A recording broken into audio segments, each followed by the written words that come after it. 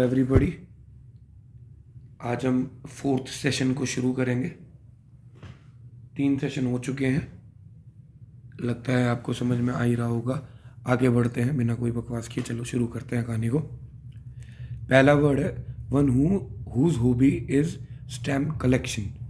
वो व्यक्ति जिसकी हॉबी क्या हो, स्टैम्प को कलेक्ट करना। आपने देखे होंगे ना, स्टैम्प्स होते हैं जो, स्टैम्प कलेक्शन जिसकी हॉबी होती है उसे बोलते हैं फिलाटेलिस्ट। फिलाटेलिस्ट कौन होता है? जो स्टैम्प्स को कलेक्ट करता है। इमेज में देखो, यहाँ पे बहुत सारे स्टैम्प्स रखे हुए हैं और ये बंदा इनको कलेक्ट करने वाला है, तो इस बंदे को हम क्या बोलेंगे? फिलाटेलिस्ट। फिलाटेलिस्ट कौन होता है? जो स्टैम्प्स को कलेक्ट करता है। ठीक, next. Guide the course of a ship specially by using instruments और मैप्स। किसी शिप को गाइड करना with the use of instruments और मैप्स, उसको हम कहते हैं नेविगेट।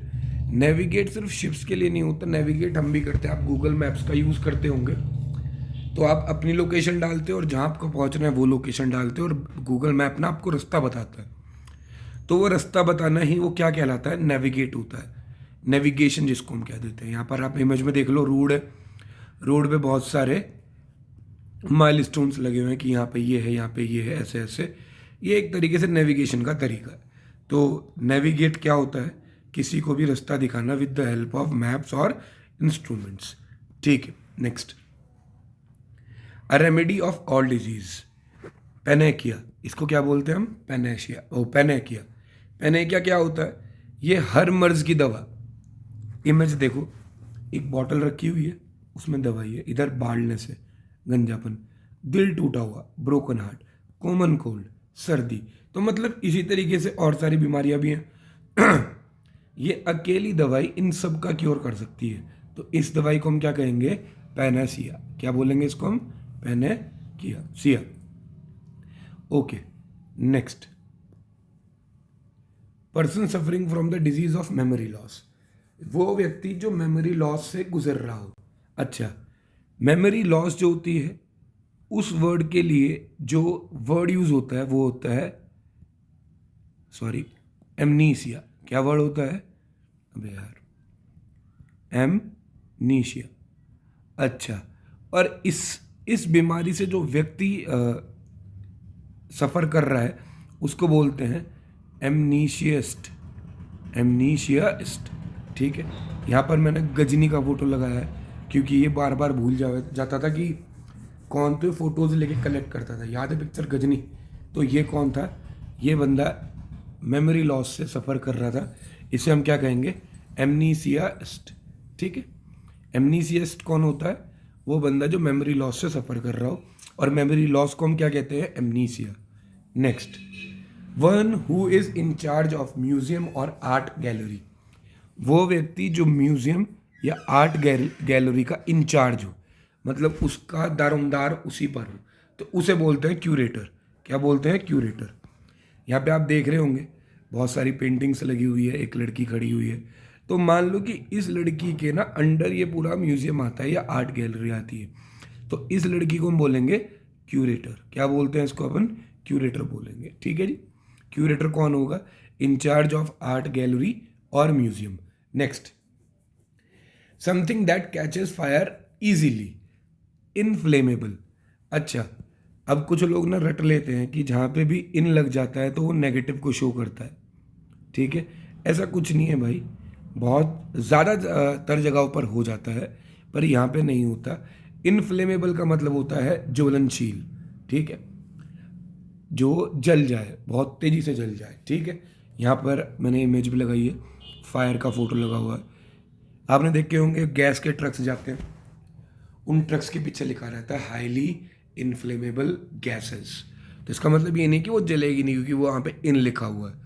इनफ्लेमेबल का मतलब ही क्या होता है? अति ज्वलनशील। ठीक है, तो इनफ्लेमेबल क्या होता है? Which catches fire easily. Next. The status of remaining unmarried. जो बंदा अनमैरिड ही रहना चाहता है या हो, उसे क्या कहते हैं? सेलिबेसी। सेलिबेसी वो प्रोसेस होती है जिसमें बंदा शादी नहीं करना चाहता। वो चाहता है कि मैं भाई बिना शादी के रहूं। सलमान भाई हमारे सामने प्रूफ है। ठीक है, तो ये जिस प्रोसेस से गुजर रहे हैं उसे क्या कहते हैं अपन, celibacy, the status of remaining unmarried. ठीक है, next, an office with high salary but no work या लेस वर्क, जहाँ पे सैलरी तो ज़्यादा हो, काम या तो हो ही ना या बहुत कम हो, उसे बोलते हैं साइरिक्योर। क्या बोलते हैं उसको, साइरिक्योर। ठीक है, अब यहाँ पर इमेजेस देखिए, ये सारे वो काम है जहाँ पर सैलरी ज़्यादा है बट काम बहुत कम है। ठीक है, गूगल के अकॉर्डिंग, मेरे अकॉर्डिंग नहीं, मैं किसी को ठेस नहीं पहुँचाना चाहता, सबका जो प्रोफेशन है वो बड़ा होता है, किसी का भी हो। साइरिक्योर कौन होता है, जहाँ पर हाई सैलरी मिल रही हो और वर्क कम हो, साइरिक्योर। ठीक है, next, a previous case that might serve as an example or guide in subsequent situation।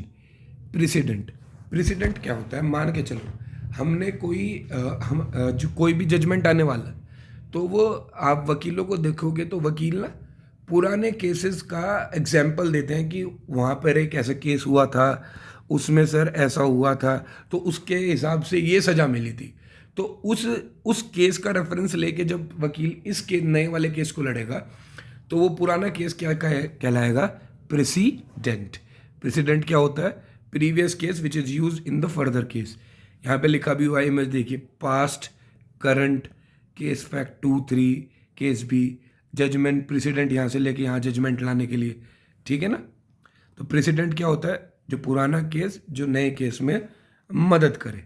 Next, one who walks on foot, जो पैरों पर चलते हो उन्हें क्या कहते हैं, पेडेस्टेरियन। सारे ह्यूमन पेडेस्टेरियन होते हैं, यहाँ पे इमेज में भी देखो लो।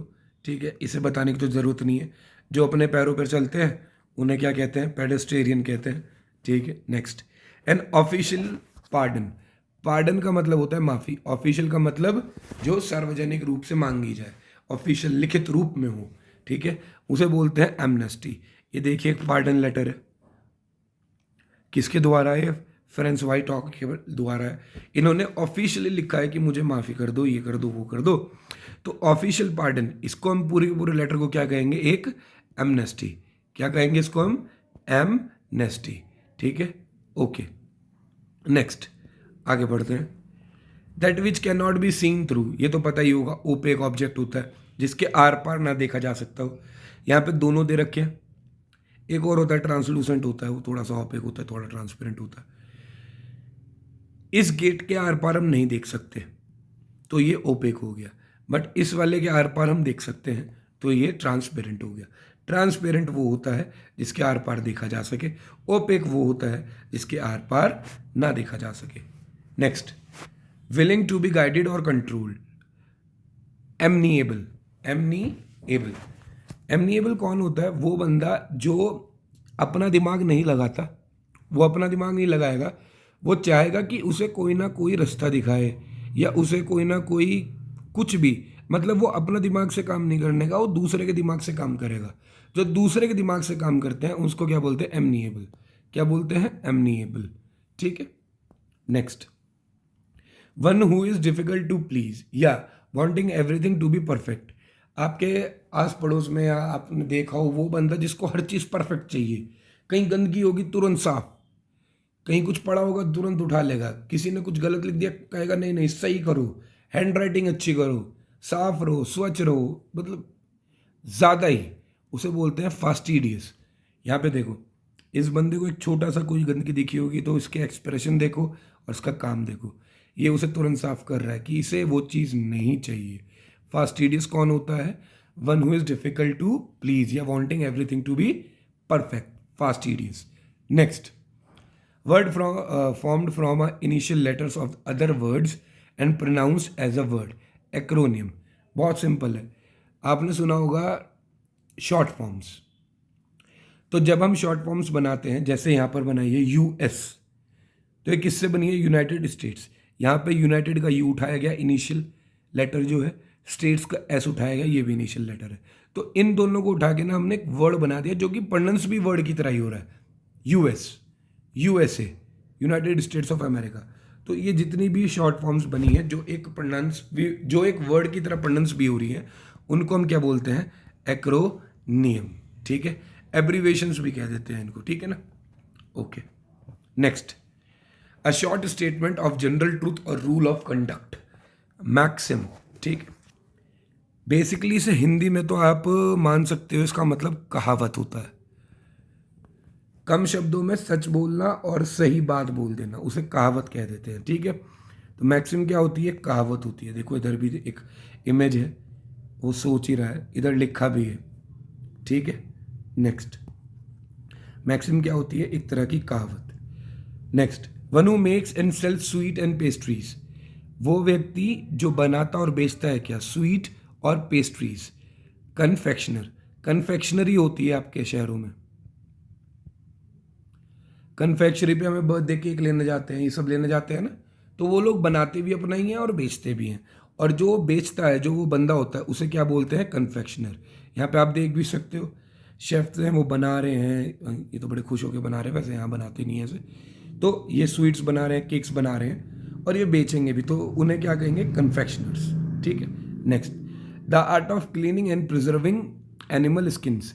जब आप अगर देहरादून गए हों तो वहाँ पर FRI है। ठीक है, FRI मैंने एक शेर रखा हुआ है, उसके अंदर वो मतलब मरा हुआ है, उसकी स्किन है, अंदर उसके स्टफिंग करी गई हुई है। तो उस मरे हुए शेर की स्किन को बचा लेना, प्रिजर्व कर लेना और क्लीन करके रखना, उसको बोलते हैं टैक्सीडर्मी। क्या बोलते हैं? टैक्सीडर्मी। जितने भी एनिमल्स विलुप्त होते जा रहे हैं तो उनके साथ भी अपन यही कर रहे हैं, उनकी खाल ले लेते हैं, उन्हें स्टफिंग करते हैं, उन्हें रखते हैं, ताकि आने वाली जनरेशन्स को पता चल जाए कि ये क्या होना है, क्या नहीं होना है। तो इसे हम टैक्सीडर्मी बोलते हैं। ठीक है, टैक्सीडर्मी क्या होगी? The art of cleaning and preserving animal skins, taxidermy. Next, one who Yeats too much, जो बहुत ज़्यादा खाता है, ग्लूटन कहते हैं उसको। इमेज से देख सकते हो आप, ये बंदी इतना सारा खाने के लिए रखा हुआ है सामने और ये खाएगी भी इमेज के थ्रू। इतना वैसे खाना हमारे तो बस की है नहीं। ग्लूटॉन कौन होता है? One who Yeats too much, जो बहुत ज़्यादा खाता हो। Next, the person who is skilled at writing beautifully, calligrapher. एक वो व्यक्ति होता है ना आपके ग्रुप में जिसकी राइटिंग बहुत अच्छी होती है, उसे हम कैलीग्राफर बोलते हैं। ठीक है, जिसकी राइटिंग बहुत बुरी होती है उसे कैकोग्राफर बोलते हैं। ये मैं आपको बाद में समझाऊंगा जब मैं आपके लिए रूट वर्ड्स लेके आऊँगा। ठीक है, रूट वर्ड्स की भी एक इंफॉर्मेशनल सेशन लूँगा मैं 2-4, उसमें मैं आपको बता दूंगा। ठीक है, सो आज के लिए इतना ही रखते हैं। आप घर पे रहें, सेफ रहें, सुरक्षित रहें, एक्सरसाइज करें, अच्छा खाएं और बस इतना ध्यान रखें, अपनी पढ़ाई ना छोड़ें और ये वीडियो उन तक पहुंचाएं जिनको इसकी ज़रूरत है। आज के लिए इतना ही, धन्यवाद।